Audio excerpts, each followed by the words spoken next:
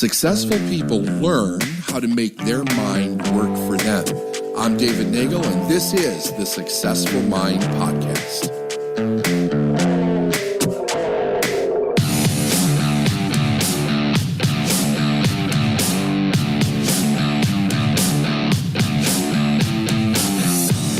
What is important right now? It's a great thought to keep in your mind as you're going through any day. It's one of those thoughts that I've kind of programmed for myself subconsciously, so it's like always there as a tool. What is important right now? To really make sure that you're keeping your hierarchy of what you need to do every day really present in your mind, okay? We're going to get back into As A Man Thinketh. I'm jumping ahead a little bit in the book to the chapter that's called The Thought Factor in Achievement. All that a man achieves and all that he fails to achieve is the direct results of his own thoughts, period. What is that? That's responsibility right there. It's responsibility. One of the greatest things that you can consistently do is to grow your sense of self-responsibility. Anytime that you have a problem where you get stuck or you're not sure what to do, or you think you can't fix it, or you're worried that you can't fix it, you should check, like just quietly say, where am I with my self-responsibility right now? Is there any part of my psychology that is blaming?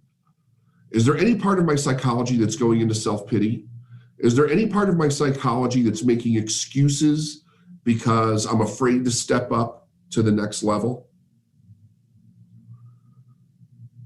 We really have to be very, very conscious of that because we want to continue to grow it. You know, the more you grow that self-responsibility, the more empowered you are, because that is where you own your power. To own your power is to be responsible for your experience. And make sure you hear me. It doesn't mean you're responsible for what's happening. You're responsible for your experience of it, because the only thing that you can change is your experience of it. And that's all that is needed for you to live your goals, live your dreams, be of contribution, make a lot of money. I control my experience. I give meaning to my experience. In a just ordered universe where loss is equipoise would mean total destruction, individual responsibility must be absolute. A man's weakness and strength, purity and impurity are his own and not another man's. They're brought about by himself and not by another, and they can only be altered by himself, never by another. His condition is also his own, not another man's. His suffering and his happiness are evolved from within. Each one is a seed that's planted in our mind at a very young age, either suffering or happiness. Whatever you give attention to is what grows, and that'll become your dominant viewpoint. Like, how do I view the world? Do I look at the world and am I happy? Or do I look at the world and all I see is suffering? I mean, right now, it's so easy to look in the world and see nothing but suffering.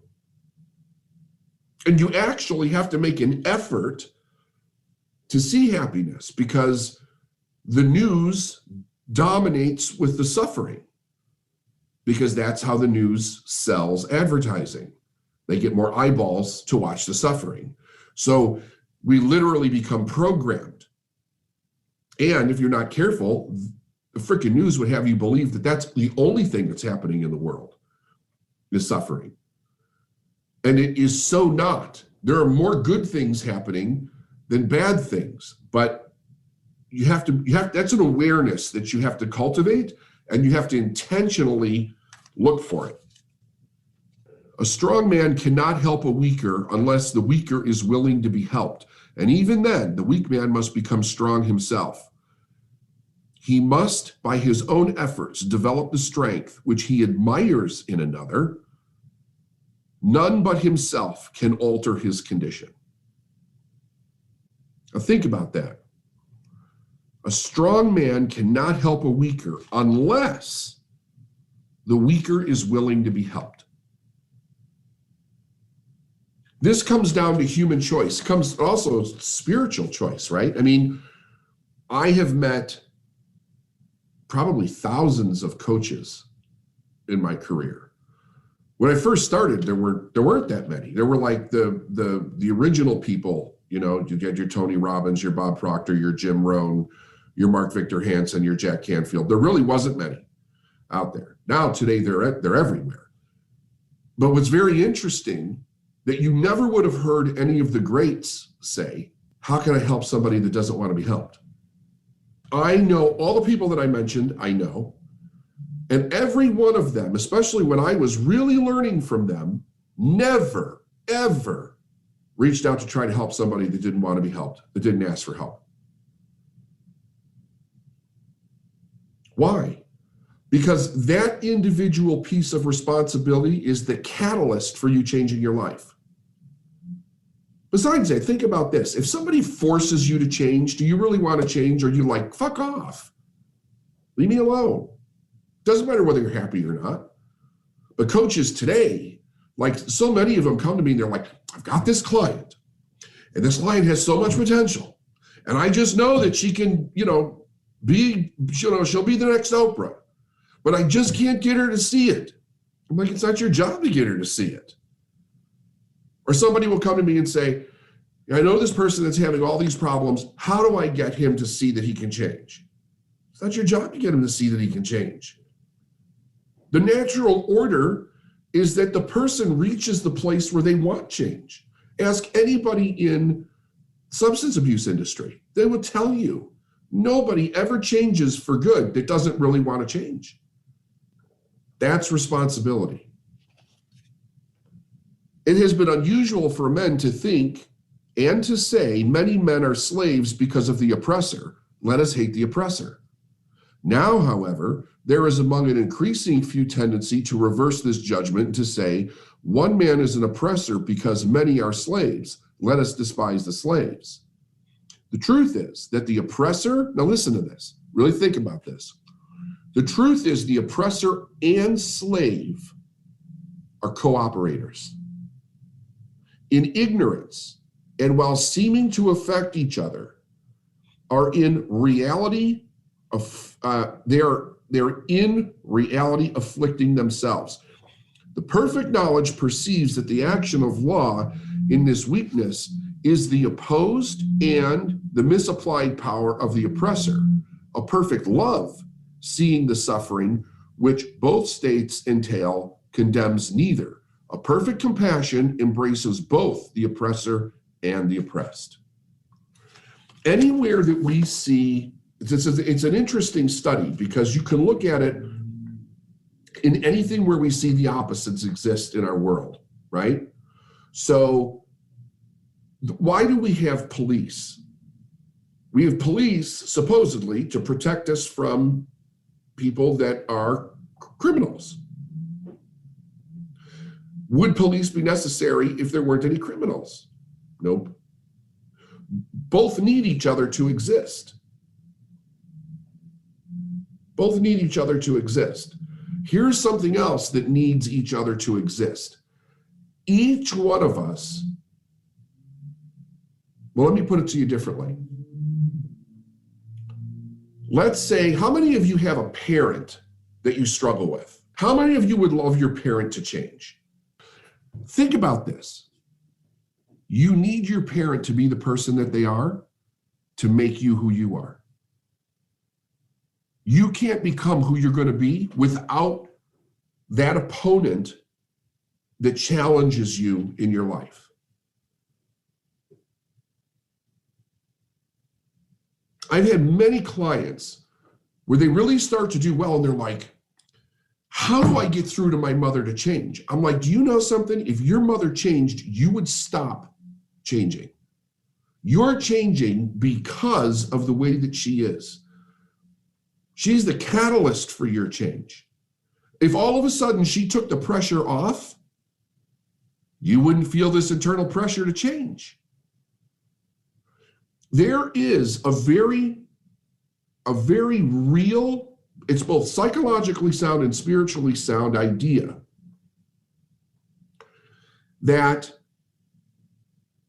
the people in our life that we view as a pain in the ass or bad or evil or whatever you view them is in some negative state are actually the largest blessing in our life.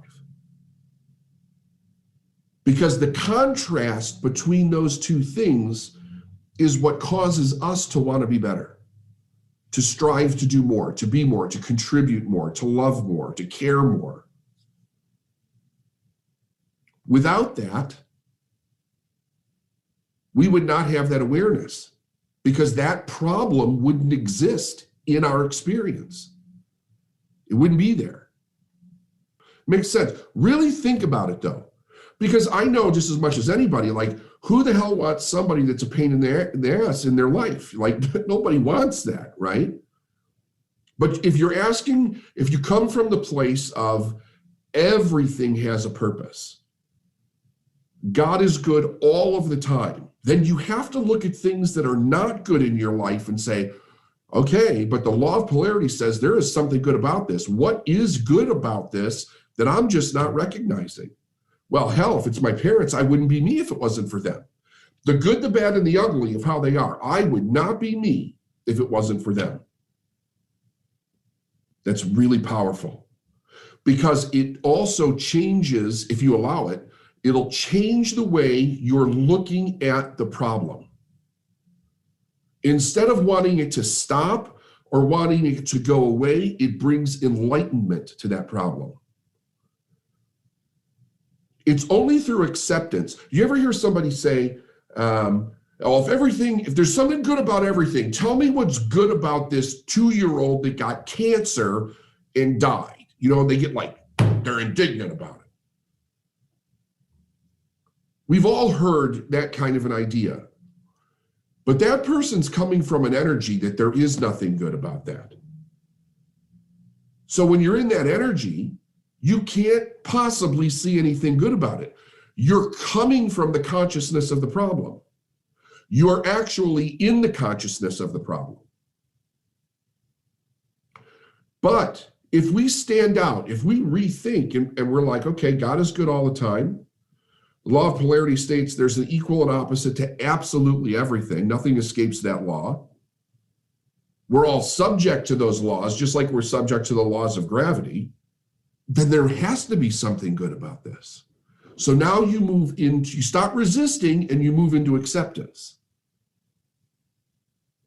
The moment that I move into acceptance, I start to see things differently. I'm allowing the truth to come to me. It's extraordinary. It's really extraordinary. If that truth comes to me, how would that change my day? I had an extremely difficult mother. And while I had to have very firm boundaries around having her in my life, the ability to deal with that changed when I moved to acceptance instead of resistance. Because most of my life it was like, if she would just change, if she would just change, if she would just change, and all these things that she was doing to me, it became all about me. You know, if she wasn't this way, I wouldn't be this, and frustrated and angry, and she turns into a giant blame target there. But when I started to understand this idea, all of a sudden it was kind of like, big part of who I am is because of who she is. And if she changes, I don't have any further reason to continue in my journey to become something different because the pressure's off. Oh, okay. Well, so now I see it in a holistic form of purpose. Here's a holistic form of purpose, right?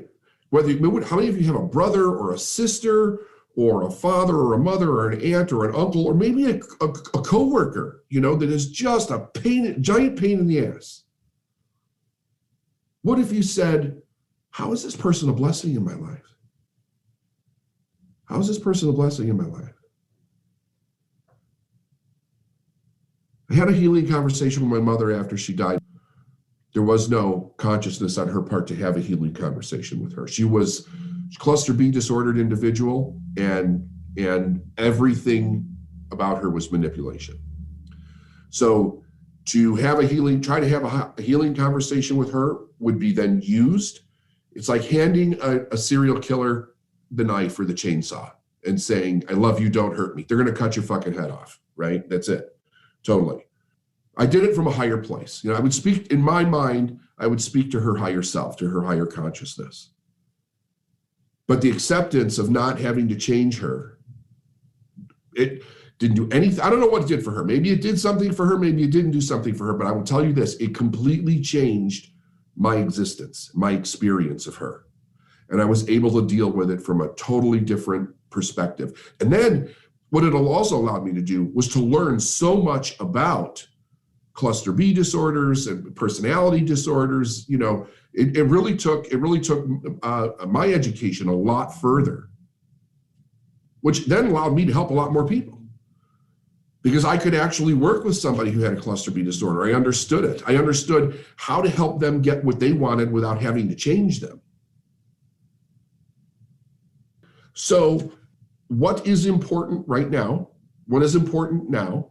And ask yourself this question, like, when you get really frustrated, why do I need this to change?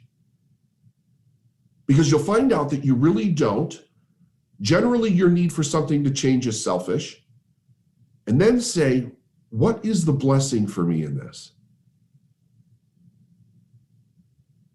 What's important now? Why do I need this to change? What is the blessing in this for me? It will totally change your experience around something. And it really works, right? Especially if you're going to be around family or there's any tension anywhere or whatever. It's the whole idea of like being the Buddha in the chaos, right? The Buddha could go into chaos and it's unaffected by the chaos, but it's aware of the chaos. Same thing for you. These ideas allow you to move into the chaos without being affected by the chaos, because you see it for what it is. It's not something it's no longer happening to you. It may be happening around you, but you can maintain your consciousness around it.